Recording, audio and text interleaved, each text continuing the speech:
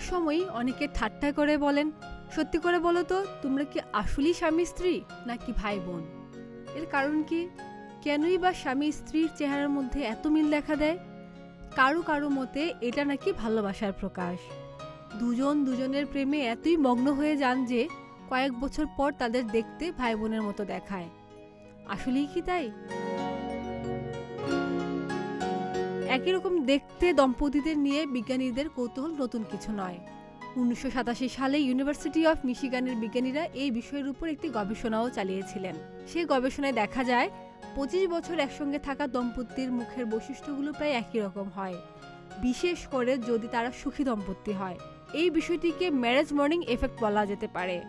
গবেষকরা বলছেন, বছরের পর বছর একসাথে থাকার সুবাদে একজন নারী ও একজন পুরুষ নিজেদের ভেতর বিভিন্ন ধরনের আবেগ ভাগাভাগি করে নেয়, যার ফলে তাদের মুখের দাগ থেকে শুরু করে অভিব্যক্তি সবকিছুতেই পারস্পরিক সাদৃশ্য প্রতীয়মান হয়। স্বামী ও স্ত্রী দেখতে অনেকটাই একই রকম হয়ে যাওয়ার পেছনে আরেকটি কারণ হলো তাদের নিজেদের মধ্যে বিভিন্ন অভিজ্ঞতা ভাগ করে নেওয়া। একসাথে জীবন কাটাতে গিয়ে একটি দম্পতি একাধারে যেমন অজস্র সুখের মুহূর্তের সম্মুখীন হয়, তেমনি একসাথে তাদের প্রচুর বেদনা বিভোর সময়ও মোকাবেলা করতে হয়। এভাবে পারস্পরিক সান্নিধ্যে তারা যেসব অভিজ্ঞতার মধ্য দিয়ে যায় তা তাদের শরীরী ভাষা ও মানসিক অবস্থাকে প্রভাবিত করে। মনোরোগ বিশেষজ্ঞদের ক্ষেত্রে এই বিষয়ে অনেক ধরনের অনুমান দেওয়া হয়েছে। এর রয়েছে ফেশিয়াল মিমিক্রি হাইপোথিসিস। এই শব্দগুলো দিয়ে বোঝানো হয় স্বামী স্ত্রী বারবার একে অপরের মুখের ভাব অনুকরণ করে, যা তাদের আবেগ প্রকাশের উপায়গুলোকে একই রকম করে তোলে।